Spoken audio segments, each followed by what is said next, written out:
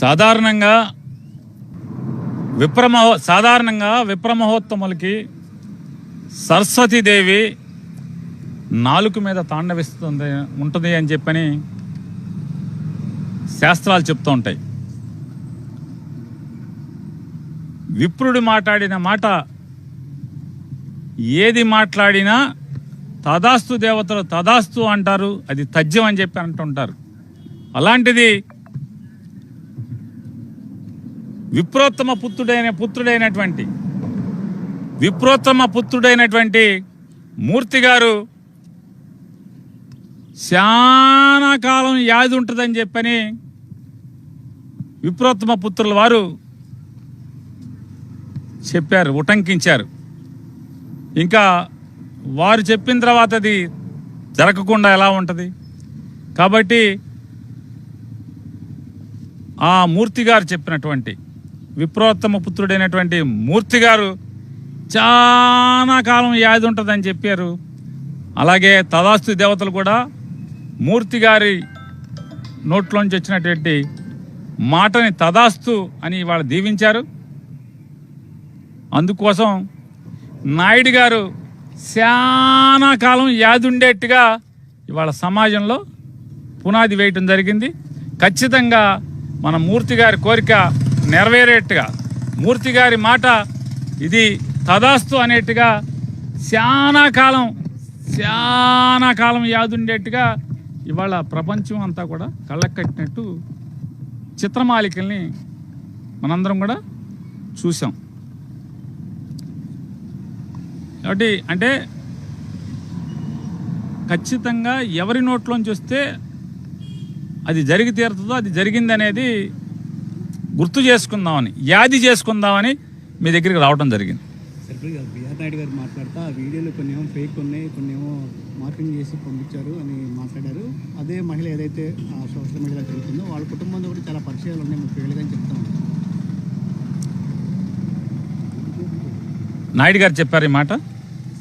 అంటే 32 ఏళ్ళుగా సంబంధాలు ఉన్నాయి మాకు, ఆ కుటుంబానికి. వాళ్ళ ఇంటికి మేము వెళ్తాం, మా ఇంటికి వాళ్ళు వస్తారు. మధ్యలో తాటాకులైన మీకేంటి, తాటాకులకి మీకేంటి అని అంటున్నారా? పాత వీడియోస్ కూడా. అయితే సాధారణంగా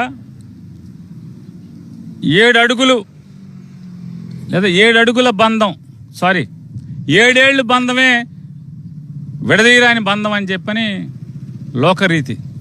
అలాంటిది 32 ఏళ్ల బంధం బలమైన బంధం, గట్టి బంధమే. ఆ బంధాన్ని ఇప్పుడు ఎవరు తప్పు పట్టారు? ఏమన్నారు? ఎవరన్నా తప్పు పట్టారా? బంధం ఉండకూడదని ఎవరన్నా అన్నారా?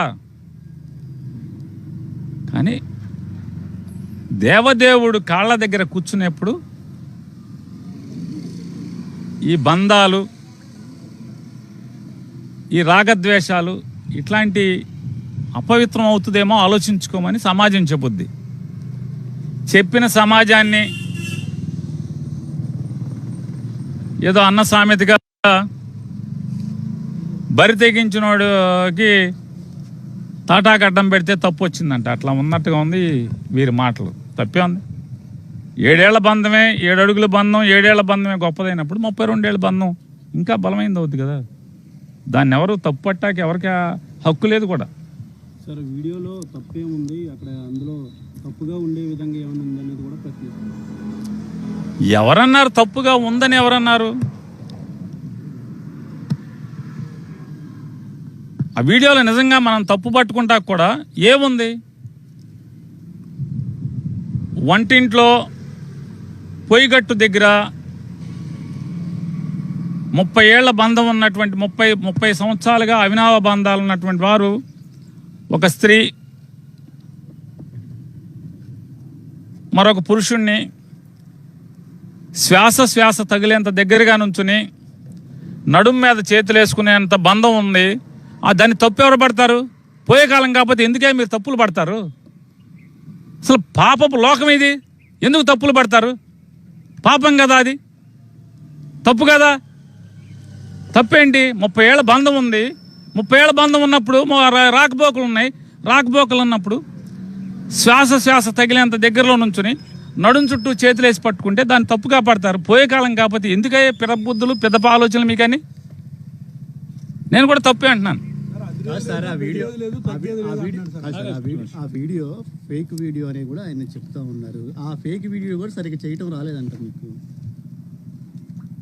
ఇప్పుడు నేనేమంటున్నానంటే సమాజాన్ని ఉద్ధరించడం కోసం ఛానల్ పెట్టారు, భక్తులను ఉద్ధరించడం కోసం టీటీడీ పదవి చేపట్టారు. అలాగే జనం సౌకర్యం కోసం ఒరిజినల్ వీడియోలు వదలండి, తప్పే ఉంది. ఫేక్ అని చేతకాని వాళ్ళందరికీ అవకాశం ఎందుకు ఇవ్వాలి మనం? కోటండి నాయుడు గారు, ఈ ఎవడెవడైతే బుద్ధి తక్కువ ఎదలు, తప్పుడు ఎదలు, ఫేక్ వీడియోలు తయారు చేశారో, వీడియోలు చేయటం కూడా రాని వాళ్ళని ఒరిజినల్ వీడియోతో కొట్టండి, నోరు మూసుకు వస్తారు అందరూ. ఇదే లడ్డు వ్యవహారంలో గట్టిగా నిలబడ్డాను కాబట్టి నా మీద ఆరోపణలు చేస్తున్నారు. మీ చెన్నై వ్యవహారాలు కూడా మొత్తం బయట పెడతాను, అన్నీ నాకు తెలుసు అని చెప్పి మాట్లాడుతున్నాను. అంటే ఆ మధ్య వారెవరో చెప్పారు, ఈ మధ్య నాయుడు గారు అసలు ఛానల్లో ఉండలేదు, అందువల్ల ఆ పాత చెన్నై వ్యవహారాలన్నీ కూడా ఈ ఛానల్లోకి ఇవ్వలేకపోతున్నట్టున్నాడు. తొందరగా ఏడుకొండల వాడి దయతో కొండ దిగే రోజు దగ్గరికి పడినట్టుంది. అప్పుడు ఖచ్చితంగా చెన్నై వీడియోలు, ఢిల్లీ వీడియోలు, బొంబాయి వీడియోలు, పెద్దాపురం వీడియోలు, ఏ వీడియోలు ఉంటే ఆ వీడియోలు ఇవ్వచ్చు, తప్పే ఉంది. ఎవరిని ఆపుతున్నాడు ఇవాళ? ఎవడు ఆపుతున్నాడు? ఆపితే ఆగుతారా మీరు?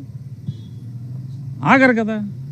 సార్ ఇప్పటికే ఫిర్యాదు చేశాను, సాయంత్రం కల్లా ఎఫ్ఐఆర్ వస్తుంది, రాజీనామా చేయాల్సినటువంటి అవసరం లేదు, అందరిపైన చర్యలు ఉంటాయంటే అసత్య ప్రచారం. ఏమంటారండి? ఈనాడు మీరు కూడా ఏదో అన్నారు, నాని బెదిరేది లేదు తగ్గేది లేదు అన్నారు.